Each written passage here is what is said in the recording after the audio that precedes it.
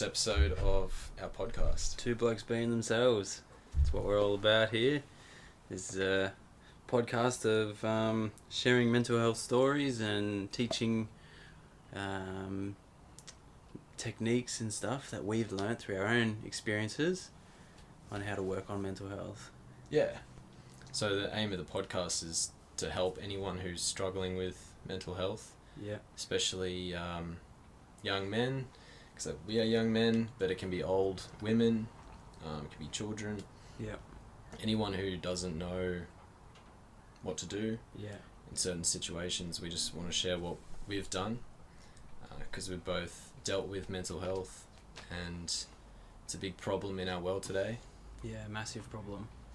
It's a one of those areas that we both feel there's a lot of almost miscommunication around it, especially with men and how they're brought up to be the tough guys and that sort of thing.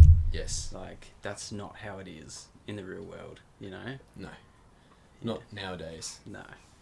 So yeah, we want to share vulnerability and honesty, because we know how tough it is for men to share, and we know how tough it is for women to share and be vulnerable. So we just want to give people some tips, techniques, things that we've done to deal with things like suicide, depression, anxiety, pretty much everything that people don't want to talk about. Shame, terror, all those really big, hard emotions to accept. But that's what we want to sort of teach you or show you, how we've learnt to accept those emotions as a part of us through our own journey, instead of divert from them and call them wrong and put them behind us and never look at them ever again until some big thing happens and that big situation explodes all of these emotions back up, and then you got to deal with them again. So exactly, there's ways that we've learnt through our own experiences how to deal with that, because that's what happens, isn't it? Like, you don't deal with your problems like anxiety or depression, and then something big happens, and then it all of a sudden has to get dealt with, and it'll keep coming back too. So it's every time, it's a pattern. It's literally a pattern of you get stuck in your depression, and then all of a sudden you're out of it, and because you've done something and maybe you haven't actually dealt with it, you've just kind of pushed it aside and said, I'm okay, I'll deal with it. Then all of a sudden your pattern comes back even stronger next time, and boom, you're back in depression again. Then you're wondering, what the hell, why am I here again? Oh, I hate life, I hate this, I hate everyone. I'm just gonna hide in my room and do nothing. Smoke drugs, drink alcohol, get all those drugs and chemicals and stuff to suppress all your emotions. So everyone knows this. It's like, this is the common thing we all do, especially as Aussies. It doesn't, not just Aussies, we all drink, and when you're young, you drink as much as you can to impress your friends. And you show how tough you are by playing sports, or maybe you're really, really big and muscly. Anything to show how strong you are, how masculine you are. No one talks about this in high school. I mean, you're a weirdo if you're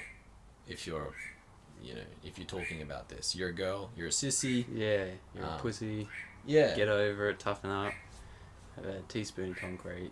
Exactly. Those are all the things. So, like, how did it feel for you growing up when you had these emotions, and you were kind of... I just used alcohol to suppress all these emotions, especially in high school. Once I probably started drinking when I was 15, and then started loving it, because I was in deep depression when I was like 11, 12. Probably before that, I was in serious depression. I loved alcohol because I didn't have to feel that depression anymore. So what about yourself?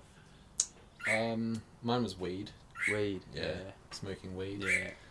It was fun at the start, but then it became an addiction. And I was pretty unhappy. Yeah. So it made me happy. But yeah, I mean, I had all the anxiety, depression under the covers, and felt like I couldn't talk to anyone at school. Yeah. Constantly analysing every situation with everyone. Yeah. Just couldn't get out of my own brain. Yeah. And it was torture. It was like constant torture. I didn't know who I was. Yeah. I was like all the things that they say clinically: depressed, anxious. Yeah. Probably a little bit insane. Yeah. So weed was the best outlet for me because I could escape. Yeah, I totally know what you mean there. When I was at uni, so I went to uni, it was probably in 2016, and that's when I found the party drugs, and ecstasies, MDMAs, acid, all those big drugs that just numb you 100%, and you feel euphoric because you're not feeling any emotions. You're always okay with it, And weed was my big thing in college. So I was so depressed. I was so miserable. None of my friends knew how depressed I was. None of my friends actually knew that I was suicidal at that time. Right. I was really in a dark place. But I could hide that because I knew at the end of the day I was going to smoke some weed. It's always the backup, isn't it? Yeah. Yeah, exactly. It becomes a coping mechanism. It does. It seriously does. It became, and that was the addiction. So, people always say, "Oh, you can't get addicted to marijuana and stuff," but I think it's bullshit. Definitely. You definitely can get addicted to it because I was, and I'll admit that I was. Absolutely. Yeah. So, and they're really toxic ways of handling your emotions, because at the end of the day, if I knew or if I had the techniques like yourself, I'm sure, if you had the techniques or teacher, I guess, to sit back and be like, okay, let's go internal. Why am I depressed? What's it showing me? What's it telling me? What do I need to do? It would have been, that's what we've done. Yeah. But think about it, put yourself in your younger person's shoes. Would you have been mature enough to really go there? Nah, no way. No way, right? Nah, that's true. There's no way we would have meditated in high school. No way. Nah. It took a serious event to want to change. It took a really tough time, suicidal. Then you feel like it's time to change. Yeah, it's true. And that's why a lot of people still hooked on marijuana. Yeah. And hooked on drugs is because it hasn't got that bad yet. Yeah. But the thing is, it's never gonna get better. So you may as well start. Yeah. It's you may as well start today. To get off it. Don't wait till you're right on the edge of the cliff. Yeah. And then start to make a choice. That's what everyone does, right? Yeah. But logically, it would be better if we... Yeah. I mean, logically, yeah. Logically, yeah. But at the same time, I'm not ashamed of all the stuff that I've done, all the drugs and stuff I've done, because at the same time, it became a part of my learnings. So, the fact that my depression is now... I actually love my depression, and whenever I'm in depression... I go, okay, cool. What's it teaching me? What can I do here? It's usually telling me to move. So when I'm in depression, it's because I'm getting stagnant. So when I hit depression, I go, okay, let's change something. Let's move. Let's create. Yeah. Because you're not happy where you are. So it's it's coming up to say, you don't want to be here. Yeah, not to that extent of I want to move or something. It's just something stagnant that's going on in my business or whatever, Okay. If I'm just lacking exposure or something in business, and I'm getting really comfortable with not being exposed, and then the depression will come in. I see. And say, hey, you need to keep moving and keep going. You know? So that's what depression is for you. It's like... Yeah. It's like telling you, okay, you feel a bit uncomfortable now, you need to do something different. Yeah, exactly. So what about when you were younger? Like, what was it when you first felt depression? Like, what was it then?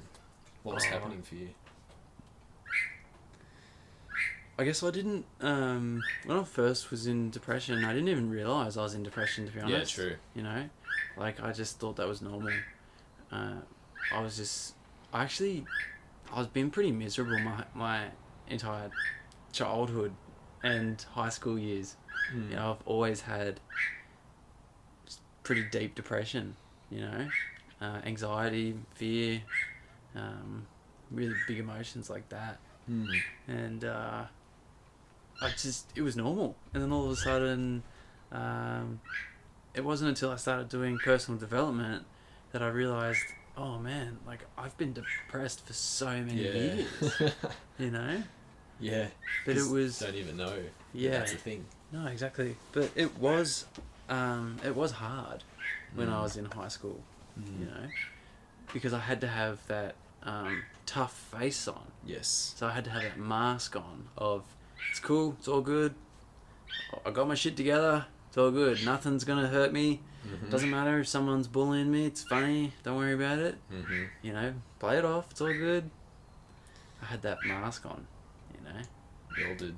Yeah. We all do. Yeah, definitely. Males and females. Yeah. Doesn't matter who you are. Women deal with a lot of shit as well.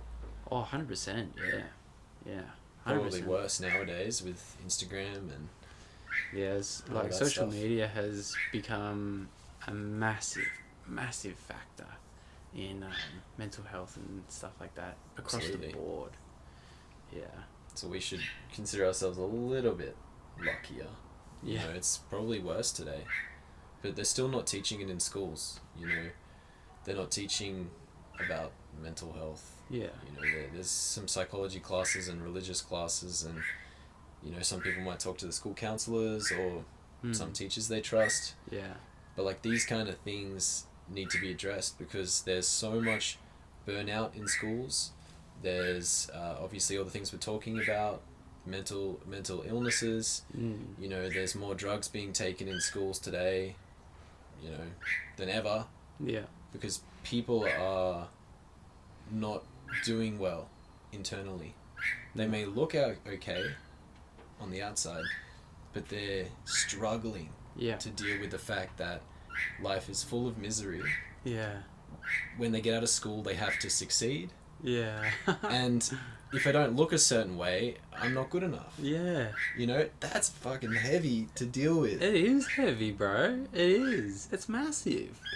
Especially at that age where you're learning how to navigate your way through society. You know, there comes a point where you don't even know who you are anymore. You don't even know what you actually like.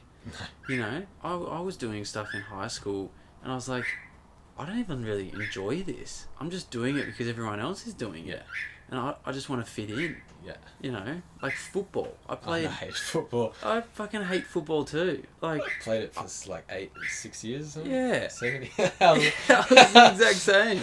I got a fucking head injury. Yeah, it was crazy. Isn't it? I love watching football. I'll watch it, you know, whatever. But exactly. I played it because all the cool guys in high school were playing it. So I was like, okay, I've got to play football to fit in, to get to the top of the food chain. Exactly. And I played football and I fucking hated it. Me too. Yeah. Lots of things. Yeah, you know, see? Everything. Like, the school is not, you know, everyone really has their own opinion on school. I felt like it was like prison, personally. Yeah. I didn't want to be there, you know, ever. Yeah. I was only there for my friends. Yeah, same. And the only reason I was there is because I had friends. And I loved them. You know, I still didn't always fit in, even you know, with my friends. I feel like everyone can relate to that. Not feeling like you fit. Yeah. Not feeling like you're there. Yeah. It's because we don't have an identity, right? Like you said, we're trying to figure out what that is. Yeah. But we're not actually going deep into ourselves to figure that out, because when we go inside, it's painful. It's like we realize that we've just been fitting the mold. We realize that we haven't been sticking up for ourselves. We realize that we're doing things that are out of integrity. Yeah. And we realize all these things, and it's like, why the hell would I want to go there? Yeah. It's so much easier to put on a mask, do what my friends do, just drink so you're numb, you know, and fucking just, I don't know, just not go too deep. Just be a bloke. Exactly. You know? Yeah, have that face on, you know, that's what you're kind of taught to do. And that becomes, like, I know some people who, they don't even know what they're doing, you know. So, like, there's narcissist people that are bullies and all that sort of stuff, but they've done that in their entire life. Yeah. So they don't even know that they're a bully. True. They think that's normal for them. You know? Like, they haven't stepped out of that shell ever. Does that make sense? Well, they don't see there's anything wrong with it. Or... Yeah. Because they've never actually gone in and gone, oh, wait a second, maybe that doesn't sit well with me. You've just been following the crowd the entire time. So what did you have to break? Like, which identities did you change when you started to... So, yeah, it's a good question. I guess I had to start breaking the fact that not everyone's going to like me, and that's okay.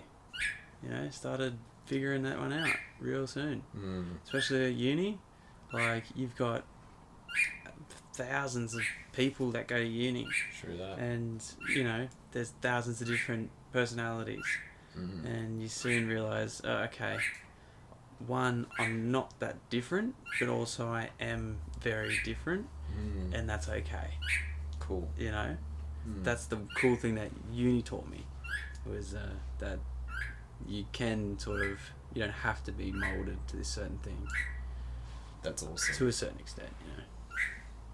But you still would have been like the drinking guy, and yeah, I was. You know, that was your personality from high school. Yeah, massive personality. Because I thought that's how I had to be. Right. You know, I went into uni thinking, okay, I still have to be the party guy. Like when I turn up to a party, everyone's going, oh yeah, Liam's here, fuck yeah, woo, you know. Then all of a sudden, I'm like, okay, I have to be this person. And now it's like, it's bullshit. You don't have to be this person. So what needs were you trying to fulfill by being that? The need of fitting in, and which comes from a fear of rejection. Yeah. So I still do have a fear of rejection, you know. Massive fear that people aren't going to like me, and no one will accept me for who I really am. Yeah. I mean, it could come back from history where we were in tribes, and if we didn't fit into the tribe, then we'd be abandoned and we might die. Yeah, it's like this gut wrenching. It's like this fear that we carry, that we have to be like everyone else. Yeah. Yeah, exactly. Yeah. It's a tough one to break, because I guess, like, we have to accept ourselves, don't we? Yeah. And then we have the courage to step out on our own and be our own individual self. Yeah, exactly. But it's a matter of getting there and learning how to find that courage, you know? Or figure out how to get that. Does that make sense? Yeah. It's a tough one, like, so I'm not there. Yeah. I don't accept myself yet. So how did you realise that you wanted to start doing personal development work? My life was fucked. Yeah. At what point did you go, alright, I can't do this anymore? I think it was when I was in high school, and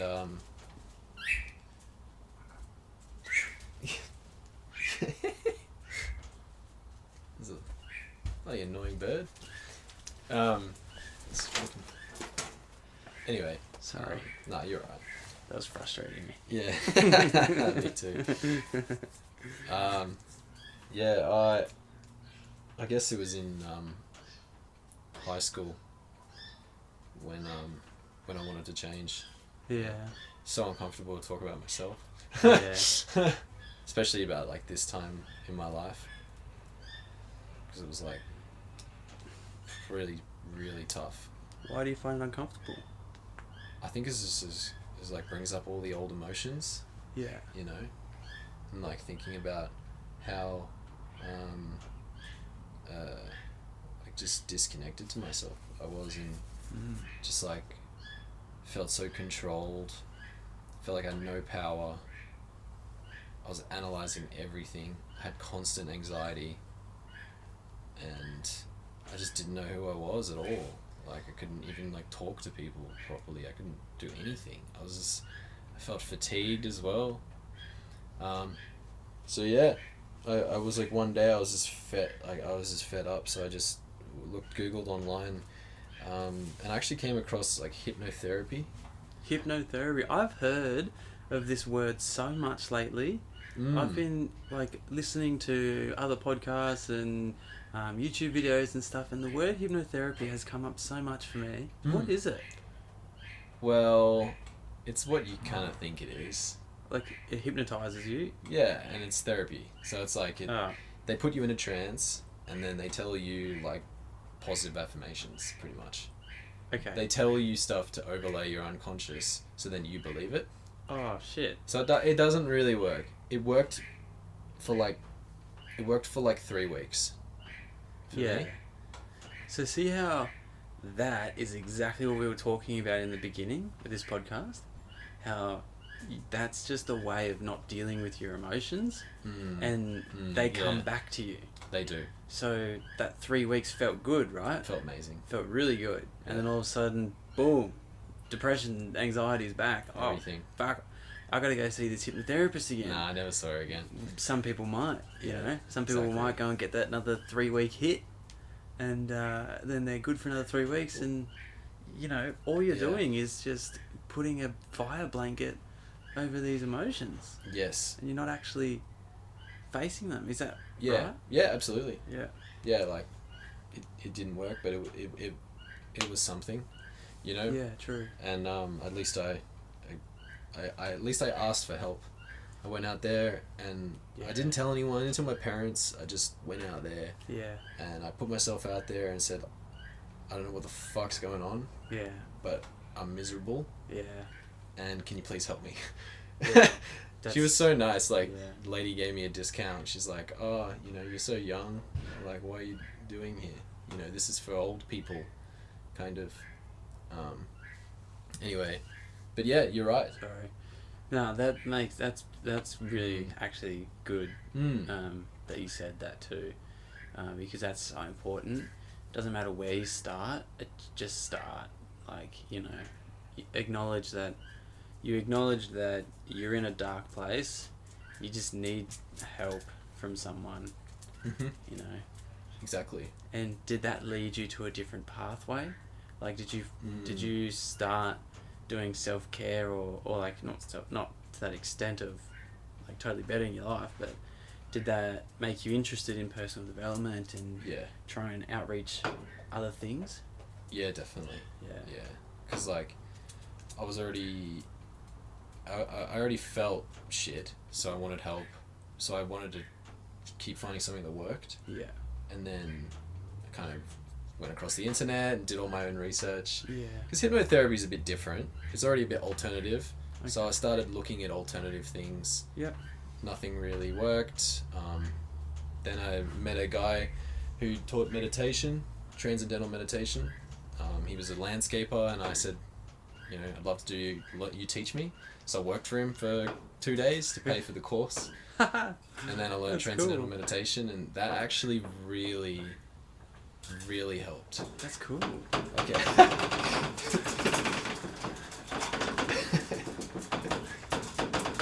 What the hell? You rusty. Yeah. So I learned meditation, and that was actually the best thing that I'd ever done. Like, just put me in a new, like, I never felt that relaxed in my life. Like, it didn't make me even not feel depressed, but it did distract me a bit. It did. But that's okay. Yeah, that was good for the time. Yeah, that's okay for where you're at, you know? You just needed that. It's like, I think that's okay, you know? Yeah, I guess so, hey. Because that's the thing that sort of just gave you that time and that space. Yeah, true. Because all it is basically it's a thing to not make you kill yourself. Pretty much, eh? Ultimately, right? Pretty much, like, yeah. You just needed that time to just get rid of the fog, get rid of the funk, put it all aside just for like a couple of weeks and be like, okay, write a vision board or I don't know, whatever you do. And then that's okay, you know? Yeah, it is. And that's the thing that we all need. A bit of space, a bit of an outlet. You know, some people need something else apart from drugs or apart from drinking, or you know, they need an outlet so they're not consumed by the depression. It's like some people, like a friend of ours, he does painting, you know. Some people play music, some people go hiking, you know. It's all to kind of give them space or distract them from the depression. But actually, like, the best thing they can do is sit in the depression and understand why it's there. Like, that's the fastest. It is the ultimately that's the best thing to do, is to just accept that, because there's a thing that we know, one of the techniques that we do, right, is honor, accept and acknowledge. So you honor, accept and acknowledge that you have depression and that it is a part of you, right? Absolutely, yeah. And it's just it's in you, and that's okay. It's not a bad thing, because at the end of the day, who's telling you that it's a bad thing? You are. Yeah. So, but why is it a bad thing? Like, have you ever sat back and questioned who ever started the rules that, oh, okay, these emotions are bad and these emotions are good? Never questioned it. Yeah. So. Well, I have, but not when I was in it. Yeah, not when I was in it. No, definitely not. But, you know, I've thought about it a number of times. Is that who made these rules up? That, okay, depression is a bad thing, but why? Is it a bad thing? Maybe it makes you feel bad. But so again, it's not just illegal drugs. It's actual pharmaceutical drugs. It's the whole model of it is to reduce symptoms that are considered bad and people don't want, like depression, anxiety.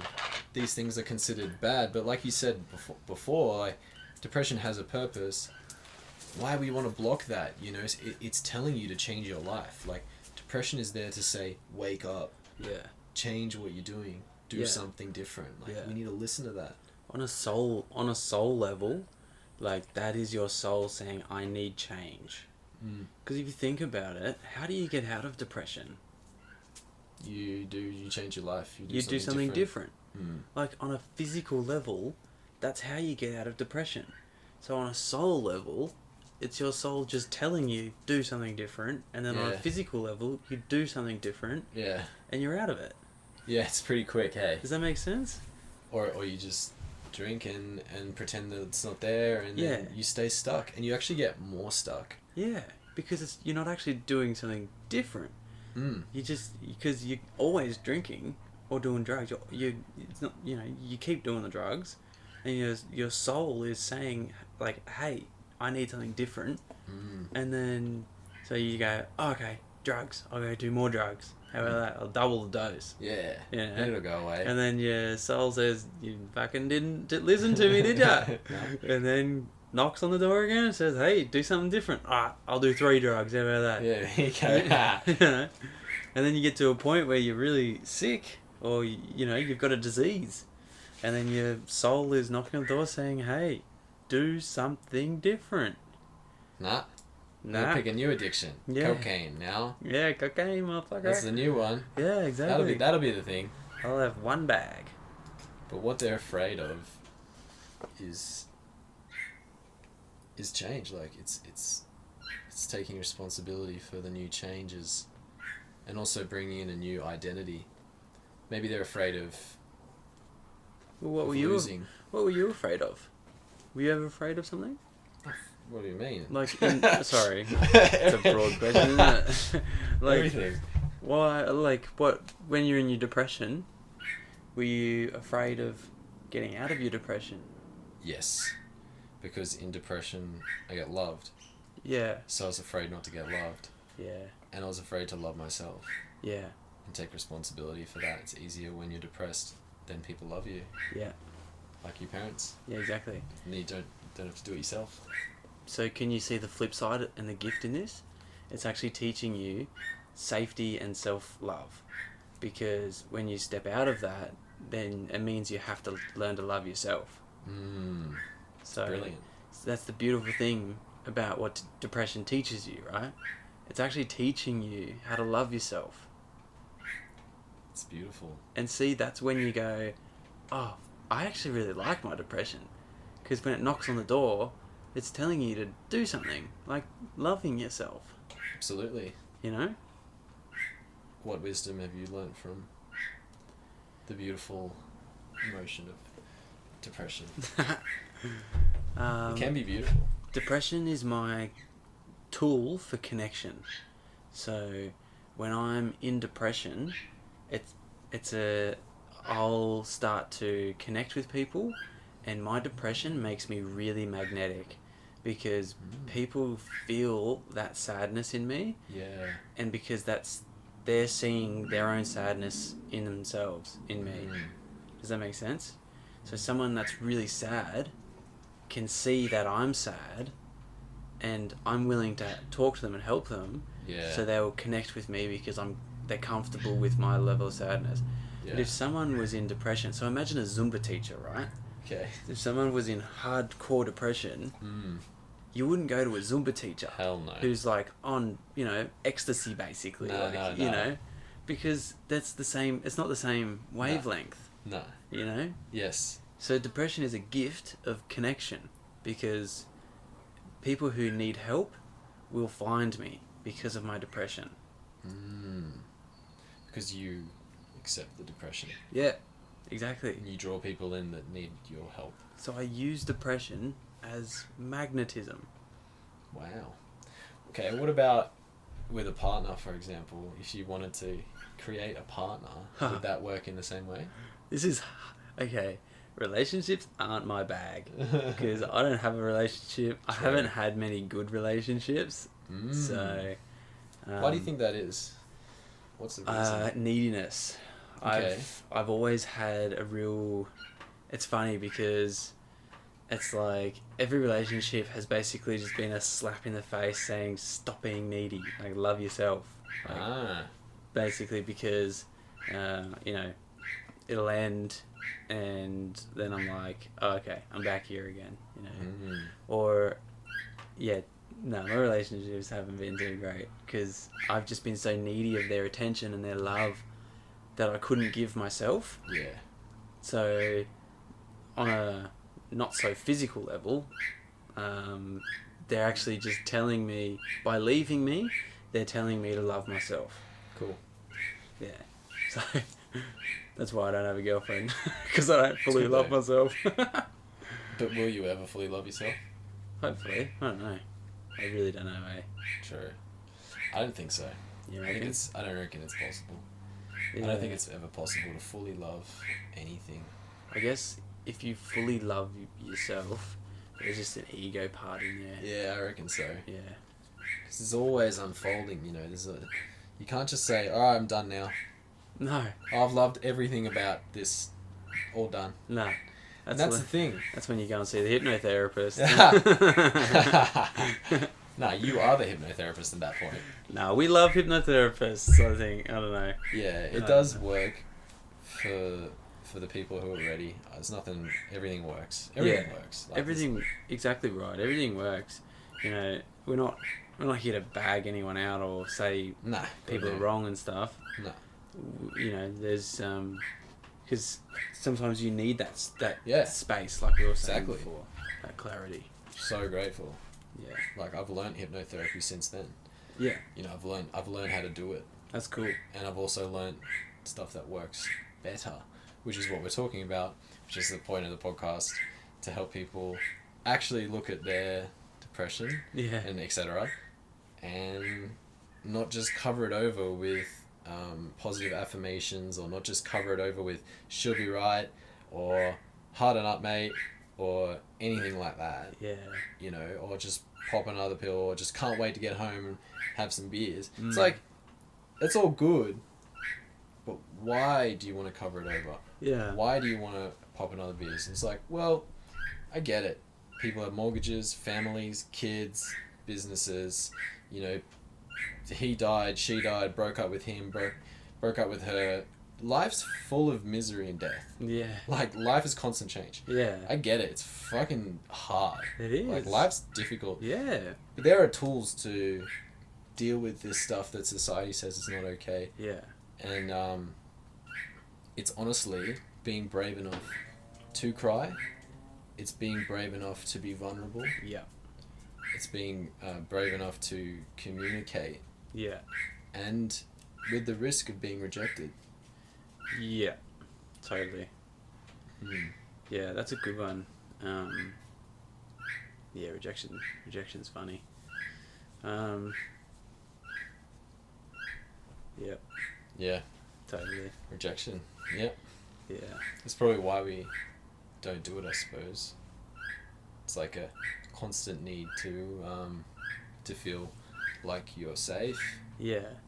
You know, when you're accepted, then you're safe. Yeah, exactly. What did you say before the rejection? Because I had a thought in my head and now it's gone. When? Just before the rejection.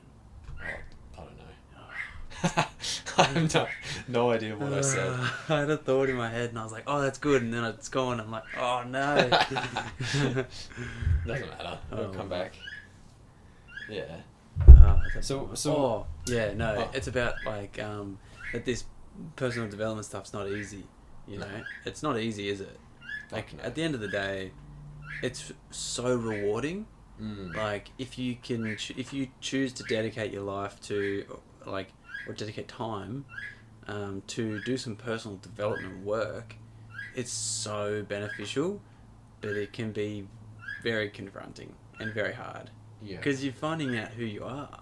Yeah. And sometimes, I know me personally, you know, like someone will call me out on something that I'm doing and my ego just goes straight to, no, I don't do that. Yeah, fucking oath. Yeah.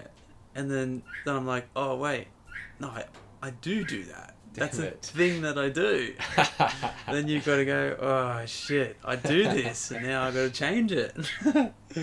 All the time. Yeah, that's hard. That ego, my ego sucks sometimes. Yeah, fucking oath. Yeah. I do heaps of stuff that's not in integrity. Yeah. I do heaps of stuff that's just not okay. Yeah. And then you go, oh, damn it, I've been doing that for years. Yeah. Oh, damn it. Yeah. The worst thing is when you have to take responsibility and then you realize that you are actually in control. Yeah. That's like one of the hardest things. Yeah, totally. Because then it's no one else's fault. No, you can't project, you can't blame. You just gotta accept it. And you go, alright, it is what it is, you know? At the end of the day, that's I say that to myself, I think nearly every day. Oh, well, it is what it is. You know? It's cool. Can't change some things. You just have to accept it. That's cool. That's a good way of looking at it. Yeah. As long as you don't use it as an excuse. Like. Yeah, it's true. But, yeah. It's like, yeah. Sometimes you can't change your fate. You know, you can't change the family you were born into. You can't change the fact that an event happened in the past. Yeah. You can't change the past, obviously. Yeah, exactly. But you can change the way you look at the past. you can change your perception. Yeah. Totally. I totally agree with that. It's the saying, it happened for me, not to me. Have you ever heard that? Yeah, I think that's really important. Like that's a big key to moving on and just working with your past instead of like burdened from it, you know? It's just hard sometimes because some people have really horrific childhoods and stuff. Yes. You know? And it's hard to accept that, which is fair enough. That's fair enough. Absolutely. Like, imagine someone gets raped, you know? Yeah. That happened to me. That's their fault. Yeah. Like, fucking oath, you should believe that. Yeah, exactly. That's tough, man. Fucking oath. Yeah. How do you recover from that, you know? I don't know. Well, if you say this happened for me, it's like, okay, well, who is the person I am now because of that? Ooh, that's a big topic. Yeah, you can maybe leave that for another time. But it's the same concept, like. I know what you mean. You know what I mean? Yeah, I know what you mean. That's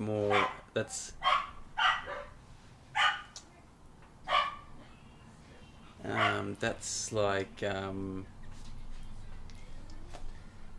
what was I gonna say? I lost my train of thought. Ah, that's alright. It's just like the experiences in the past leading you to who you are now, you know, and... Oh, so yeah, my past experiences, personally for me, have made me a really caring person. So I wasn't treated very fairly, so I make sure I treat people fairly, you know? So that's happened for me, not to me. Because I could say, like, fuck you for treating me like that, like, you know, I have a shit life now because of you. Yes. Where it's like, well, no, you have a shit life because of you. Yeah. You know? Because you're not going and getting help. True that. You know? Yeah. So that's where you got to go, okay, so what was my past teaching me? So, you know, I had a tough upbringing, very masculine environment, very, like, you know, have a cup of concrete every single day. And you can't cry and all that sort of stuff. So it's made me a really curious, a really caring person that isn't afraid of talking about emotions, because I never had the opportunity to do that when I was younger. You know? So that's made me go, you know what? Fuck it. I really want to try this. You know? And it feels good. Absolutely. Because you missed out on it as a kid. Yeah, 100%. So that's really good. So, like, what you missed out on is now what you enjoy doing. Yeah. And what you do for others. Yeah, exactly. And can you see how that works? Yeah. Does that make sense? Yeah. Yeah. It's What like, about you? That was painful for you, right? Like, yeah, it was. So that's like, that hurts a bit. I could easily play the blame game. Yes. I could easily be like, you know, I don't have good things because such and such didn't have any money when I grew up. So, fuck you, rah, rah, rah. Where I could be like, okay, let's learn how to make money. Yes. So I started a business in gardening and landscaping. I'm learning how to create my own money. You know, that's the gift. Wasn't taught, so did it yourself. Yeah. Yeah. Rather than, oh, therefore I'm poor. Yeah. Yeah, exactly. Yeah. So You that's know? cool. But do you think you would have if you didn't start working on yourself, doing this? No, no way. No, I don't think so either, right? No, I'd probably be dead, to be honest. Poor or dead. I'd be dead. Oh, no, maybe not dead just yet, but like very soon. But like, I'd be messed up on drugs. Yeah. You know, I'd just be playing the victimhood the entire time, because that was my big thing, was victim. It's easier. Yeah, whenever I was doing drugs, I was like, oh, poor me, poor me. You know, Definitely. Yeah, it was way easier to stay in that mindset. So that's brilliant. Yeah. What about yourself? What's your upbringing taught you?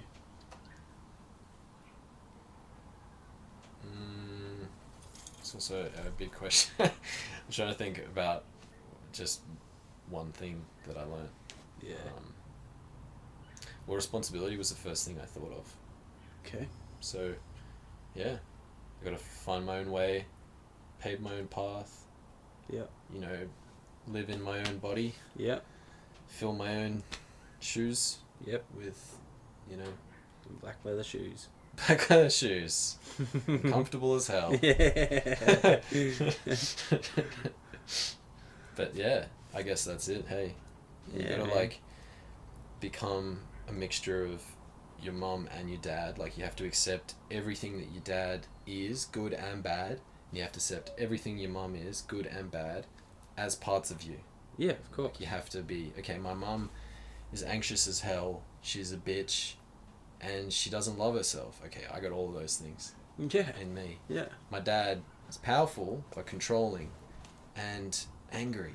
Yeah. You know, I gotta have all those things. Yeah. I'm all those things. Yeah. It's like, God damn it. You know? Everything I see in my parents is in me. Yeah. It's like, fuck, man. And then who am I? Okay, who am I in the middle? Yeah. That takes time. Yeah, exactly. You know?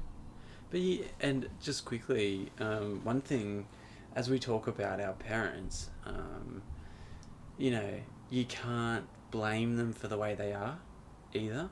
So this is something that I've found, like, this is something that I've learned. I've just learned to accept my parents for who they are.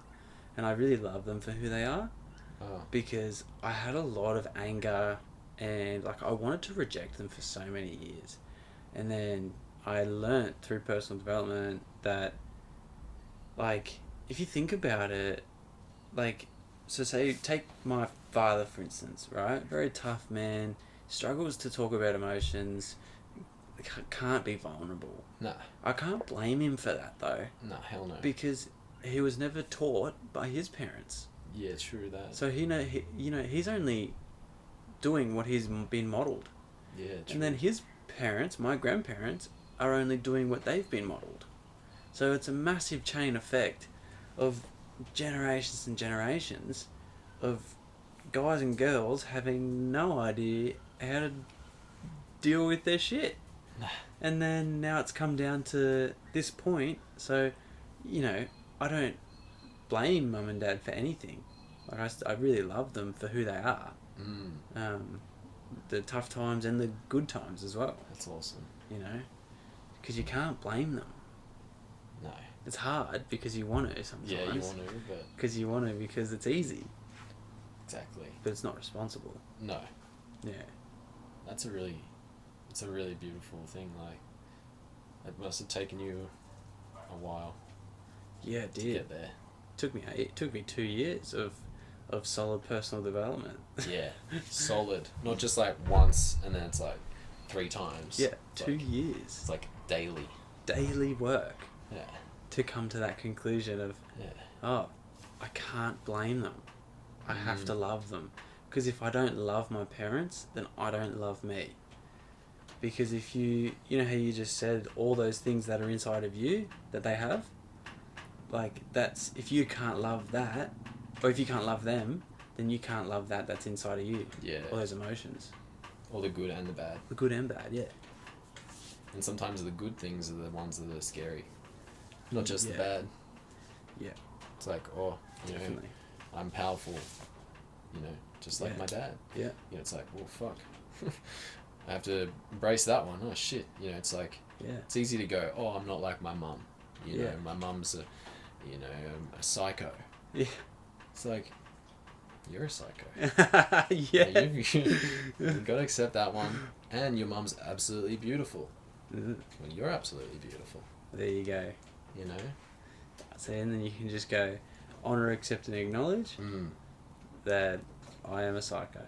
And that's okay. That's okay. That's alright. As long as you're not doing crazy shit. Well, that's the thing. I think, like, people are afraid of getting stuck in it.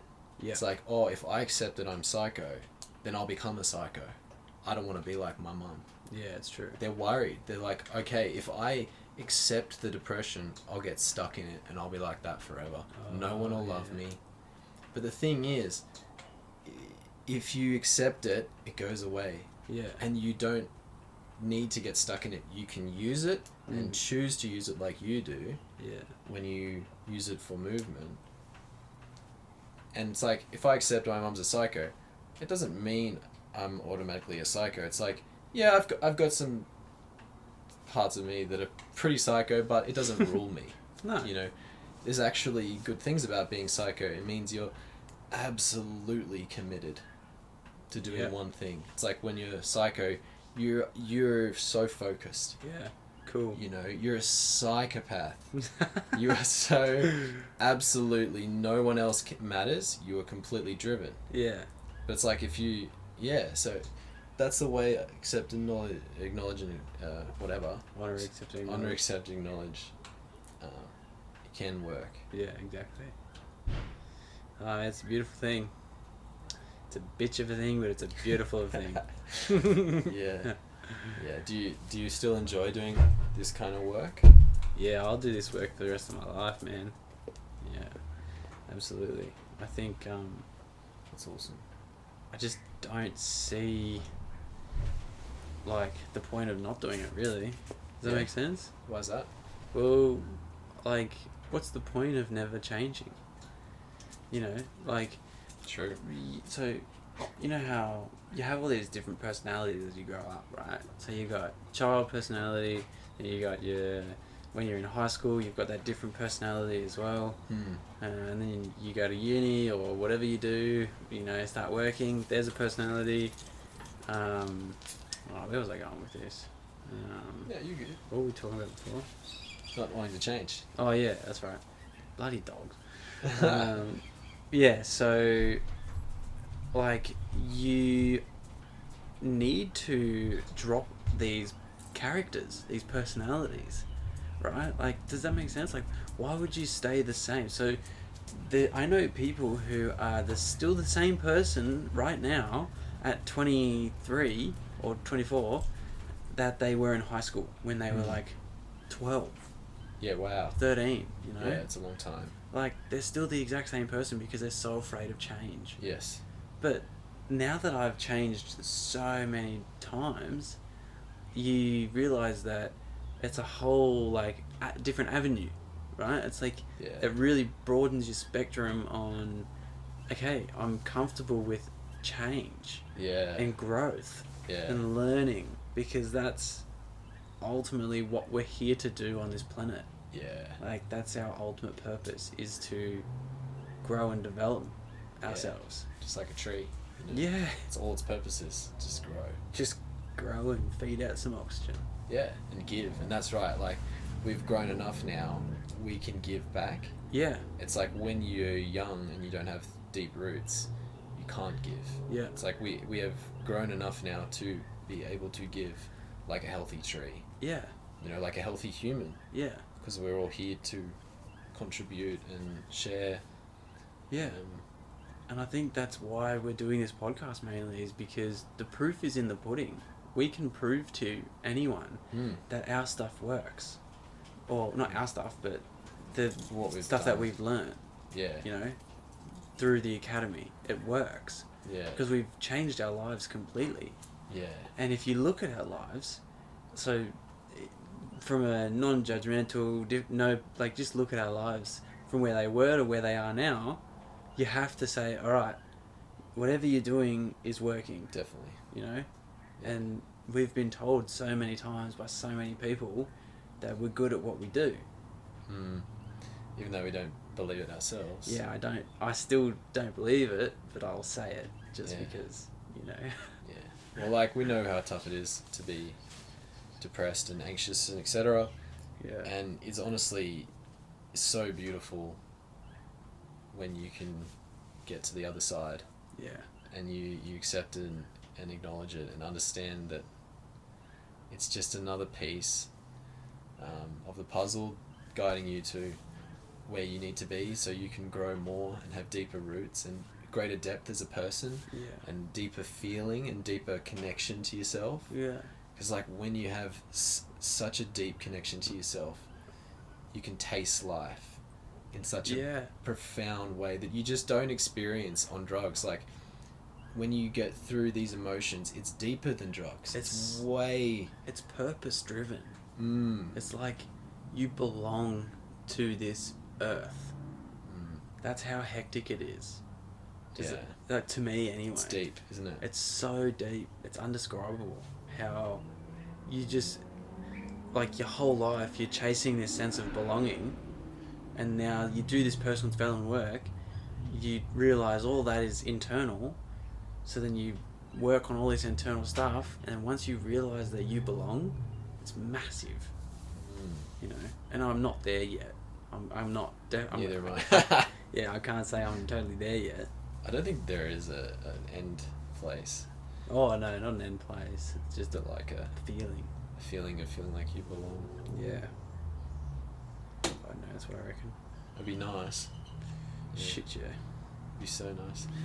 Wouldn't it be nice to not, like, walk around hating yourself, you know, and being miserable? That would be so good. But, like, would it be though? Knowing what? Well, if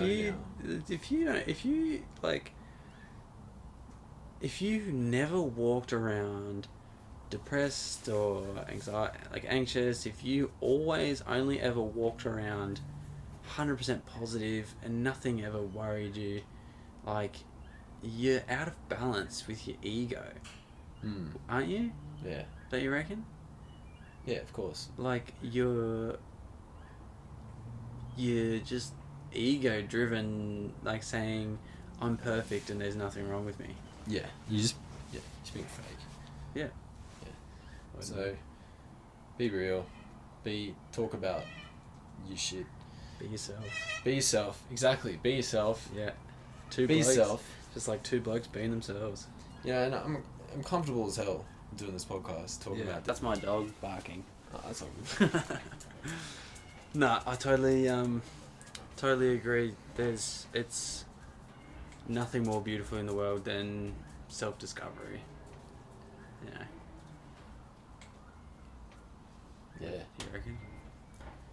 Maybe sex and ice cream. Sex and ice cream is the best combination ever. It has to be the best combination ever. Bit of rum and raisin. Oh. I know what I'm doing when I get home. Hey! I don't have a girlfriend. Oh. On home? Hey, that's alright. You know, that's alright. It's another addiction. No, it's not. It's